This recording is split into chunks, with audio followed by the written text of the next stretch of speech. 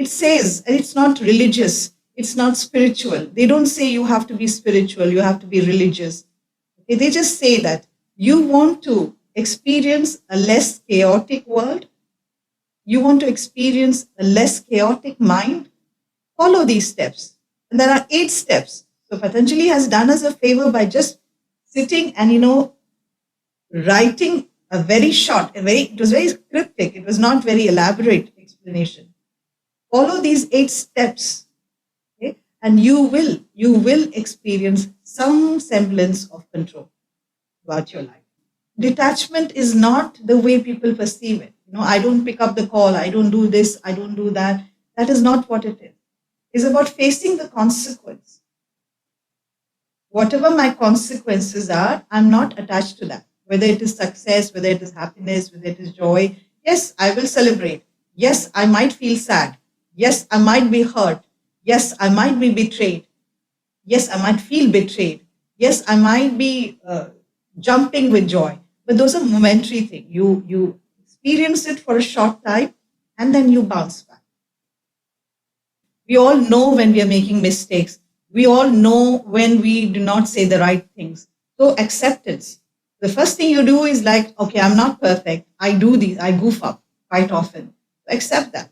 Once you accept that you goof up, okay, then you write down, where do I usually goof up? Where are my trigger points? Why is it that I goof up? So if you write it in a journal, you'll understand, okay, these are the places where I usually respond, react. Okay, I respond well in these things. I react very badly in these situations. Okay, that will help you to first, regulate what is coming out of your mouth.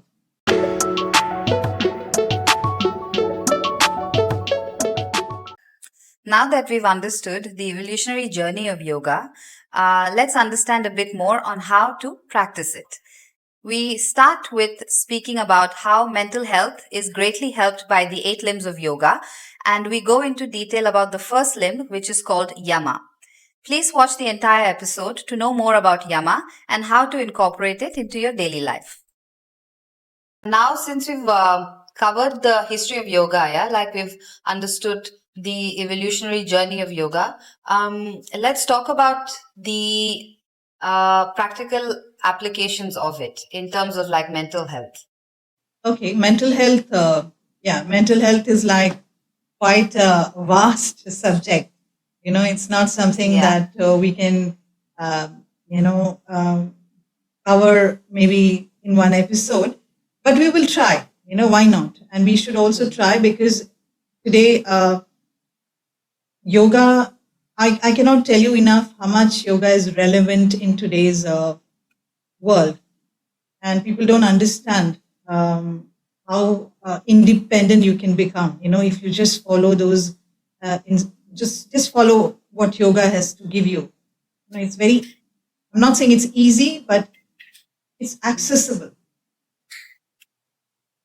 In today's world, it's accessible. You have Google, you have YouTube, you have all the social media network. So yoga has become so accessible. It's just that the awareness about it is being, it has not been conveyed in the right way. What yoga actually can do for you.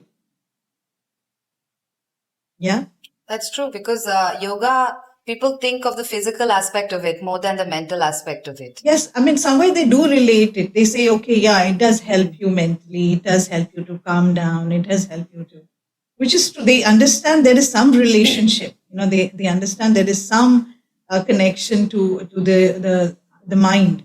But yet, unfortunately, the way it has been projected and, relayed is more physical aspect of it, and more the aesthetic part of it, And when the aesthetic part of it comes in, most of the people, that's what people are struggling with in today's world, isn't it?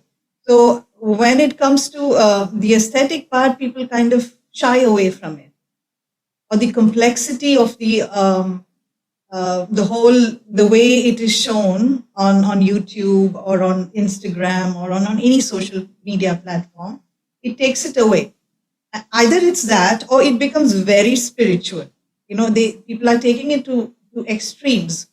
And when it either it's like very spiritual, you start saying that if you're practicing yoga, you have to become a vegetarian, you have to completely disown a lot of things, non-attachment, detachment. That becomes very complex. Yoga has nothing of that sort. It's just for anyone and everyone. Like anything, you want to advance in it, that is a different aspect. But the basic uh, quality or basic essence of yoga is being completely lost in the whole thing. Okay? It is being designed, it was designed because the seers understood. Now, time is cyclic. Okay. So if we go by that, they say that we've gone through all these phases, time for millions and millions of years. They say that, but that is again something which is very, very not provable. But it's the concept is that. Now there is a reason behind why yoga was, you can say, discovered or created or um, documented, is because they knew that the human mind is going through a traumatic experience when you are evolving, and that is why there was a clear way of organizing your mind and organizing your life in the way that it could help you to live uh, a life which is the challenges, of course, can never be, because world is evolving, so the external influences will keep changing. There's no two way about it. But the thing is that you can use these steps to ensure that your being, the being that is alive in this world, can look after itself. To understand how simple it is. Yeah, that is it is quite simplified, yes, because as you said, yoga is either the aesthetic or the spiritual part of it. Both can be quite intimidating for somebody who's a beginner. So, what does yoga prescribe for someone who's getting into it in terms of helping their mental health? Okay, so where does yoga ask us to begin? So first we can understand that, how the generational changes have been happening. Now, what happened in the last maybe 100 years, 1 century or a couple of century, the slow evolution of the human mind was quite slow. It was not as fast as it is today. But in the last 20 years, the evolution has become like exponentially gone into another level, and that has become difficult for the humans. For example, somebody like me, I have seen almost 5 generations of, and I've experienced it, almost 5 generations of in slow motion. Today's generation is experiencing the same way at a great speed. So the mind is not able to catch up. You understand? Yeah. I mean, these days, even siblings are not from the same generation, Do you blame? That is the weirdest part of it, that even siblings are not from the same generation. Forget your parents or your grandparents. Yes. So my great grandparents, they experienced something called the extended family. My grandparents tried to keep up the extended family, as one unit. My parents branched out into nuclear families slowly, but still the patriarchy and the nurturing, the breadwinner and the nurturer was still intact. So it was less confusing. Then our generation came in where we were trying to break out, and women as nurturers became a little bit more economically independent. There was again an equation which was changing. Then suddenly now after I think our generation, my generation, okay, so your generation had the speeding of the generational movement was too fast. It was like jump, skip, hop, skip, and jump. Like, you were skipping generations. So for you, you haven't actually experienced any of these things. You've just heard it. Okay, at least your generation has heard it, but the generation thereafter have not even heard about it, can't understand. It's like the phone that, the circular phone that you. So now today's generation doesn't understand the concept of it. Not having a phone, they do not understand, but you understand it. So in the same way, People now do not understand the concept that, we cannot survive on our own. We need a community around us. We need some structure around us to kind of even move forward. But do you blame them? You cannot blame the new generation. But the good thing is that yoga, okay, when you look at yoga, it has no timeline. It doesn't say, okay, now the new generation cannot use it, or the old generation has to use it. It's for the old people, it's for the new people. It does not say anything. It says, and it's not religious, it's not spiritual. They don't say you have to be spiritual, you have to be religious. Okay, they just say that you want to experience a less chaotic world, you want to experience a less chaotic mind, follow these steps.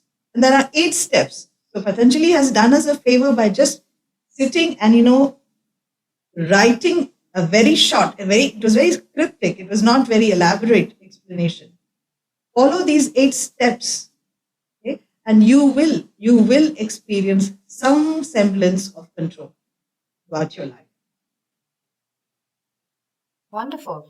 So, what are these 8 steps? Okay, so we've explained these 8 steps even in the last episodes, but I will just come back to it and not explain. Let me start with, okay, listing out the 8 limbs. If you remember, do you remember the 8 limbs? It was Yama, Niyama, Asana. What else was Asana, it? Asana. Pranayama. I know Pranayama. Okay, the next was Samadhi. Next was Pratyahara, then Dharana, Pratyahara, Dharana, Dhyana, and Samadhi. Okay. Now the first 4 are extremely important. Okay. People usually say, okay, start meditating. You have a mental health problem. Anybody is going through a sad phase. Anybody is going through any kind of challenges. People say, start meditating. I'm not saying meditation is like, you can't just advise people to meditate. But it's too generic. How do when somebody is not understanding the concept, what is going wrong? What are the challenges? How do I face the challenge? How can you ask them to meditate? It's not possible at that stage. Like they say, a hungry man, you ask a hungry man to meditate, it's not going to be possible.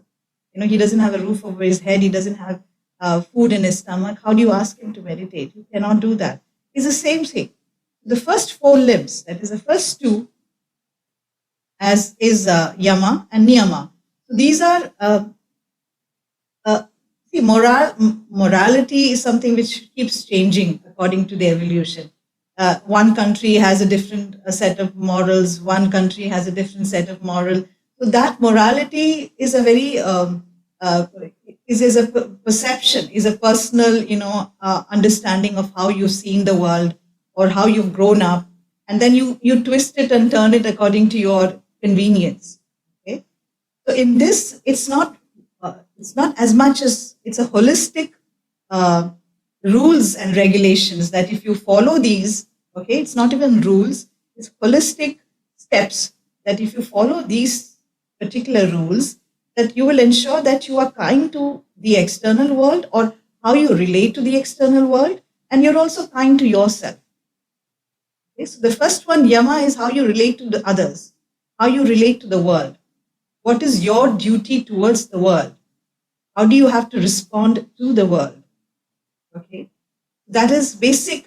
In that, the basic rule of Yama is non-violence. Non-violence is as simple. Non-violence is not about physical violence or physical non-violence. It's about emotional non-violence. It's about emotional, mental non-violence. It's about how you think. It's how you respond to situations, how you respond to challenges. It has to begin from that. So non-violence definitely is, today when you talk about non-violence, they say, I become a vegetarian, or I don't, I try not to say anything. That's not only the thing. Even for example, today, what's happening in the media world, what is it that, if you put out content which is a bit more, which is like negative, or maybe a bit harsh or a bit controversial. Harsh also. Sometimes you shame someone, and that particular news will go viral. But if you say something nice about somebody, that is not going to go viral. That's boring. So what is the whole concept of how you relate to the world has changed? So what are you endorsing? We are endorsing we are endorsing violence. You see, so it begins there. Now, how do you explain this to the new generation? It's difficult. Yeah, so it has to start. You need to follow. You need to kind of give people these basic. It's nothing to do with religion, so it is not going to be something that the new generation is not going to accept or revolt against or rebel against. It's a way of life. Okay, so these rules, if you follow the Yama, which is the five steps that you need to follow. One is non-violence. The second is truthfulness. How truthful are you to yourself, to everyone else? I mean, I'm not saying truthful. It's not about white lies and trying to. If you're diplomacy, okay, diplomacy is not complete truth. What truthfulness means is that we need to understand what the universal truth is. The fact is not, whatever you say is not the truth. Fact is truth. It's not about your truth or my truth. Exactly. It is about what is a factual truth. A fact. And that fact is getting lost in today's world. So how does a person connect to it? So ensuring that, rather than, only reading books and only reading somebody else's understanding of what life is, trying to help the youngsters and in school, whether it's school or as a child in a family, to understand that you need to focus on facts. What is the right thing? What is the actual truth about a particular aspect? To understand, to able to think without being influenced by others. And our own emotions. Emotions, definitely. Our own emotion. Where does emotion come from? It comes from... Because a lot of people don't want to see the truth, even though it's right there in front of them. Because of their conditioning or because of their experiences in life, for whatever reason, whatever the motivation might be, they tend not to see it, or they see a particular version of it that suits their agenda. Yes. And why does it happen? It happens as I keep saying that, like today's world, what is happening? The child needs both the male and the female. Okay, in a house, you need both of them because the perspective is different. How a female thinks or looks at the world and how a male looks at the world sometimes are two different ways. So a child, if the child has both in it, both perspective in the house, it becomes easier for the child to kind of discern, because the child is also very intelligent. It can discern. But if it's only seeing one side, one aspect of it, it gets confused. And then you're seeing the whole complete opposite of it in the outside world. And how do you explain or ensure that the child relates to the outside world? The second thing is schools. Nowadays in schools, we have only female lady teachers. We need to, in a healthy background, we need to have both male and female teachers, to create a balance. So initially we are going wrong in those aspects. If we can balance those, if we can, address those aspects, it'll be easier. But that's not happening. So at least if we can, teach our children, because those external factors are not something we can control on a personal level. It's a community level changes, which is not under our control. The basic that you can do is to be neutral. If you have children, or you're dealing with children, or you're dealing with young adults, you need to keep your conditioning away and deal with them. We need to come to their level and talk at their level for them to kind of, reason it out themselves. So truthfulness is extremely important. Third one is, again, an important part of it. You can't, whether it is brahmacharya, even all the others, brahmacharya, we see brahmacharya. Brahmacharya is not just, people think about it as, giving up your basic life, or trying to go into the mountains. That's not what it is. Okay, brahmacharya is basically uh, reducing your desires. When I say reducing, it's not reducing. For example, each individual, we all have our own purpose, or we have certain skills, certain mindsets, certain talents, certain way of even our elements in our body are different. We relate to people differently. So to understand what is nurture, if a person is creative, to nurture that person in a particular way, so that the desire is also nurtured. Desire is also comes to a level where it's more focused. It's not about what somebody else is doing. So today's in a class, you become generic. A, B, C, D, E, F, G. This is all that you have. And if you don't follow that, you are not considered to be, you know, uh, how do I say it? You're not considered to be excellent or good or whatever they want to, put. Yeah, it's like that saying, that you don't judge a fish by its ability to climb a tree. Exactly. That concept has to be understood. It's very easy. We keep talking, listening to all this, but are we following that at home? Yeah, Are we no. following that in our own personal life? Are we following that in schools? No. Those aspects are important. So ensuring that your desires are according to what our abilities are. Okay? It's not about what other people want from us. Controlling to kind of ensuring that desires are controlled. Not controlled, I will say, you create a frame where you work in, so that you start feeling comfortable. There's ease in what you do. You start enjoying it. When you start enjoying it, how does the mental health come in? There's no problem with your mental health. It's only when you are pushed out of your skill set or out of your abilities, that you start feeling that. I'm not saying that you should not be adventurous and try out different things. I'm somebody who enjoys doing it, but I'm not everybody. Yeah. So everybody has their own way of functioning in this world. So that, to understand their ability, and ensuring that we do not have these grading systems wherein we are graded on the basis of a particular frame. Mold, kind of. Yeah. It's not only the way all of us have to fit in. that rational mind is the right mind. Creative mind is not important. So there has to be where you meet. You can't be completely creative and lose yourself in it. You can't be so rational that you don't have any emotions left in you. There has to be a balance which we create in schools, in colleges, in at home. Even with young adults or even with adults. Us even better late than never.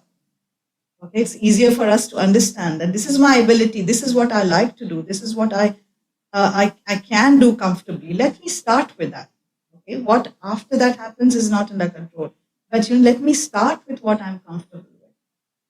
And what's the next one? Now, there's something called honesty, okay, which comes in. Honesty. Now, people ask you, what is the difference between truthfulness and honesty? Yeah. Yeah. Honesty is your personal, you can say dedication to something. Your honesty when you're doing something, how close to you are to that particular topic or that particular aspect, or your understanding of a particular subject. Honesty is when you are truthful to yourself. It is not the truth. Truth is fact. Honesty is how truthful are you to a particular subject, to your particular topic, to yourself, to anything around you. If you are claiming that you know about this, how honest are you about that particular subject? Honesty is your relationship with truth. It's like your sincerity, how sincere you are about your feelings or whatever it is. Yes. That you're conveying. Yes, that's not only sincere, of course, definitely, not only sincerity, even your attitude towards a particular subject. Sincerity is definitely important, but even your attitude towards anything that you do. Yeah, the complete dedication, I would say dedication, because there are certain elements which, kind of crossover in Yama and Niyama. So dedication is one thing. Dedication is one thing where honesty and dedication go together. How honest are you in your line of work? How honest are you as a mother? How honest are you as a person? How honest are you as a citizen? How honest are you as a netizen? Everything needs to be understood in those terms. It is not just you're sincere. If you're sincere but you're not honest, it won't work. You sincere as in you're being okay, I'm doing this work as well as I can do, is not the same as how honest are you to that particular subject or to a particular situation.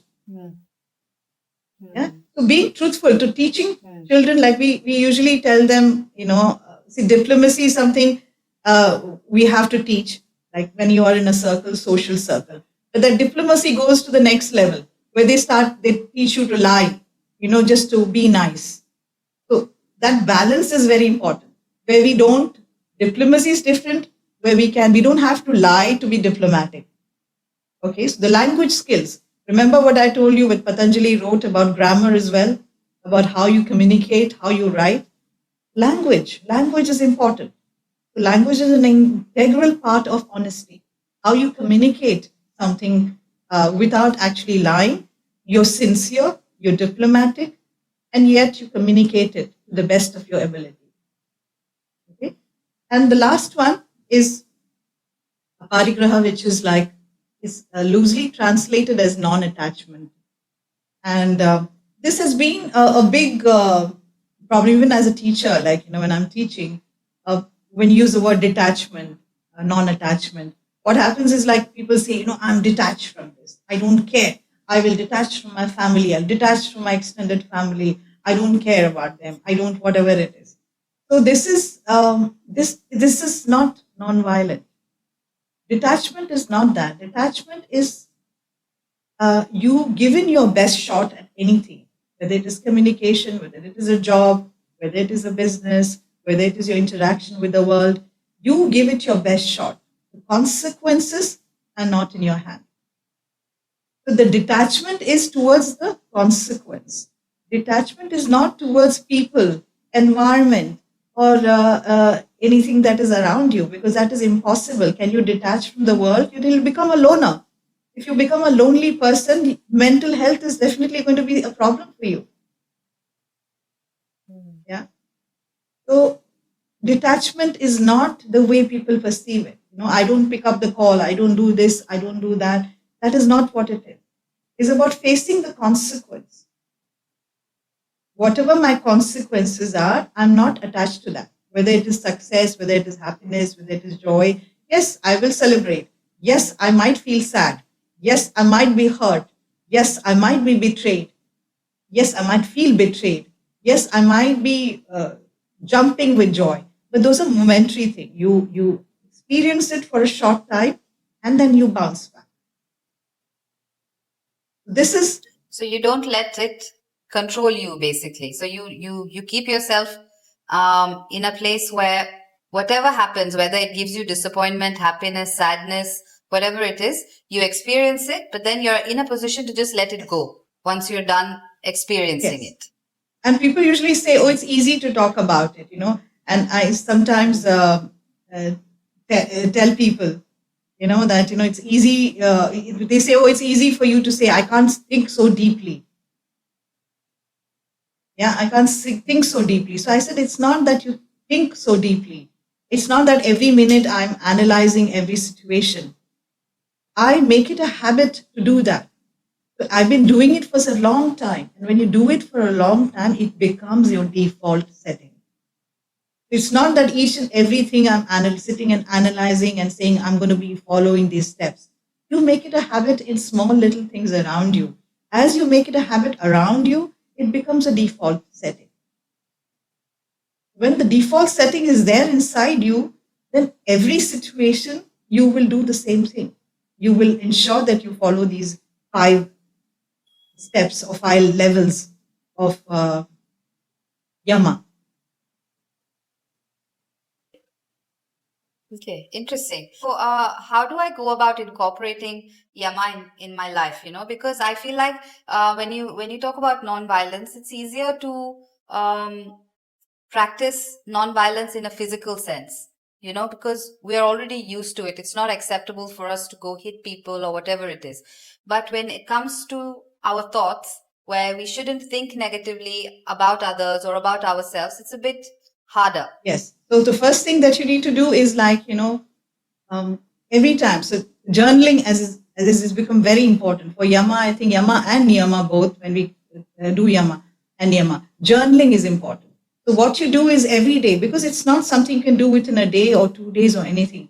So every day before you sleep, you can just write down things, because we are all very aware people. It's not that we are stupid. We all know when we are making mistakes. We all know when we do not say the right things. So acceptance. The first thing you do is like, okay, I'm not perfect. I do these, I goof up quite often. Accept that. Once you accept that you goof up, okay, then you write down, where do I usually goof up? Where are my trigger points? Why is it that I goof up? So if you write it in a journal, you'll understand, okay, these are the places where I usually respond, react. Okay, I respond well in these things. I react very badly in these situations. Okay, that will help you to first, regulate what is coming out of your mouth. Thought is secondary, because thought it's still a bit more work on it. You can start with just regulating what comes out of your mouth. That if you journal it, you will get better. And as episodes go, we will further talk about it. But let's first start with this aspect. Night journal, where what triggers you. What are the things which kind of actually makes it difficult for you to hold your tongue? You blurt out, and that's the first way to harm somebody.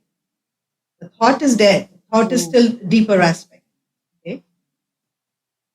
The second thing, yeah, the second thing is like, how to be truthful to fact. Reading, understanding any topic that you're dealing with. If you are at home, you're dealing with a teenager. At home, you're dealing with parents. If you are a young adult, you have access to everything. At home, you're dealing with a lot of other aspects in school. Read about it. Watch YouTubes, okay, where you see different perspective of what life has to offer. Don't see it from what you see the world as. Try to get out of the world, see it from a universal perspective.